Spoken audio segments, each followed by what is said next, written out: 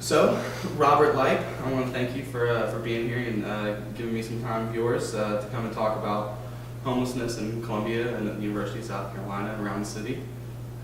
So let's get started. All right. First things first, have you yourself ever been homeless? I have not. I have always had a roof of my own. Okay. Have you ever found yourself in a situation where you could be homeless? I did have a moment after my senior year where I got to the very end of living in one of our local stadium suites and did not have anywhere else to live. At the time, I did not have a job. So I knew I was, for lack of a better term, SOL if I didn't find something. Luckily, I had a friend that wanted to room with me, so we found a place in a less than desirable neighborhood and moved in just because it was cheap. I was very subpar. I mean, windows were broken. I believe my car got broken into 3 times in the 1 year. There were just people constantly wandering that you'd never seen before, that you never thought lived there. So almost that sense of vagrancy, even in the neighborhood. Okay. Do you think that more affordable housing in Columbia would have helped you avoid that situation? Yes, and even more of even currently, socioeconomic standing, where it's that whole, you look at somebody who's homeless and you just think, what did you do to get there? I don't care. Get a job. I don't want to give you $1 because you'll just spend it on drugs or booze. When really it's somebody who's just hit an unfortunate circumstance. It could be a veteran who came back with maybe PTSD, and because he's classified as a mental illness now, can't get a job. Maybe it's somebody who's had a foreclosure, a death in the family. Now the house has just been repossessed. They can't afford it because the number one breadwinner of the home isn't there. So they get pushed out. And would you say, in your circumstance, if you hadn't found that person to room with you, do you think you'd be one of those people? I would have been homeless I would have been considered homeless because it wouldn't have been my permanent residence, but I would have had to move back home with my parents. Just because they're local, I would have had to commute in every day, and I would have had to sleep on a small spare twin bed. All right. And you work for the university currently, right? Yes, I do. University housing, as a matter of fact, Yes. ironically enough. Do you, as an employee here at the university, somebody who deals with students a lot, how do you feel about homelessness surrounding the university and here in the city of Columbia in which you live? The way I would view it is in Columbia, it's more of a older generation that's hit it. The incoming students come in, obviously, with the freshman class, they're guaranteed, so they're set. That's about 1/6 of our population. Then the upperclassmen can hit to a number of off-campus sites so that they can stay in after graduation, which is excellent. I don't know how many just move away, but I feel like with the job market the way it is, there's definitely a good after senior year couch surf, because now you're out of school, you don't quite have the job. Your lease is running out. Yeah, your lease is running out. You've probably got school debt, so you're just not bringing in much income.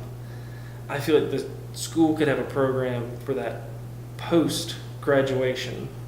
Just a minor, 200, 300 extra optional rooms for just a very low cost, maybe even free for the first year, so that you can find that job, transition into it. If you don't need it, it can go to someone else. So if you find the job and you move out. Okay, cool. And so you recognize the fact that there's probably a lot of students on this campus who either have been or will be homeless in the near future that you walk by on the streets and have no idea, huh? Oh, no idea. I actually had a friend who couch surfed for the first 3 years while I was in campus housing. So I was living technically with a homeless individual.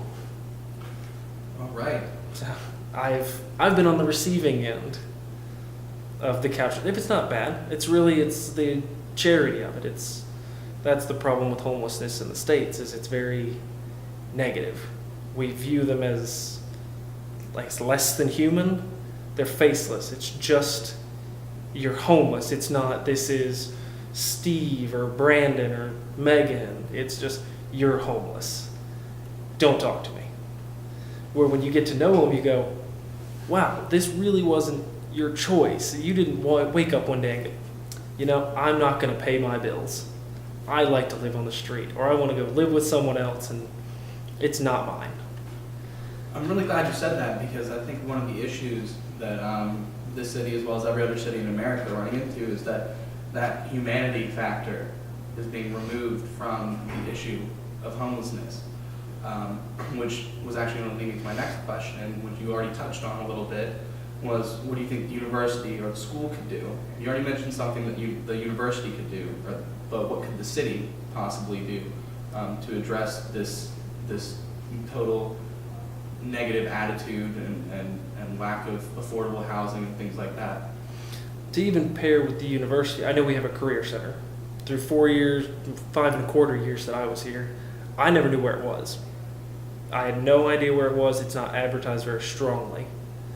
If the city could pair up with it and provide jobs that the city has for those who are graduating, even if it's like say transitional, it might not be your dream job, might not be your career, but for now it is the paycheck to get you on your feet. Because right when you come out of school, there's nothing. And do you think that partnership could extend to affect people that aren't necessarily students here? Yes, that could still be even just a city career center where you can go in. There's a job board, probably digital now, so it'll update frequently. Anybody can go in if you have a skill or a trade. Then you don't have to go through one of these third-party, like Trojan, I know is on Assembly Street, and they help out to try to find jobs, but I'm not sure how effective that is. But I know the city will find workers because we need stuff done. All right. So that being said, you'd say that awareness of and availability of resources is a big issue. Availability of these services would be one of the biggest issues. Yes. It's the availability of resources, and like you were mentioning before, the humanity of it. Bringing a face back to them, because you don't want to help just the figure, you want to help the person. So essentially what you're saying is that the heart of the problem is in the attitude of the people who are supposedly trying to help or not even bothering to help. It's, a lack of help. It's more that we've slowly formed into this giant society ball of apathy. That if you are homeless, it must have been something you did, not something that happened to you. Why should I help? You must deserve it. When you yourself could have... I could have very easily been homeless just for the sake of just Lack me of not being housing, motivation and just Right. the cost. Well, I appreciate your time. Do you have anything else you'd like to share on the subject? To touch on one, minimum wage. I read a statistic. If Walmart, one of the largest manufacturers in our country, if they raise their prices 1 to 3 cents, they could raise everybody from minimum wage up to $12 an hour to $12 an hour, which matches the cost of living for the nation. So everybody could have affordable housing, say for 1 to 3 pennies. And if Walmart can do it, I imagine...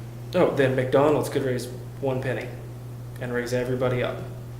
And what's to say that every other job opportunity here in South Carolina couldn't do that? Yep. It's just a matter of the top looking down and smiling.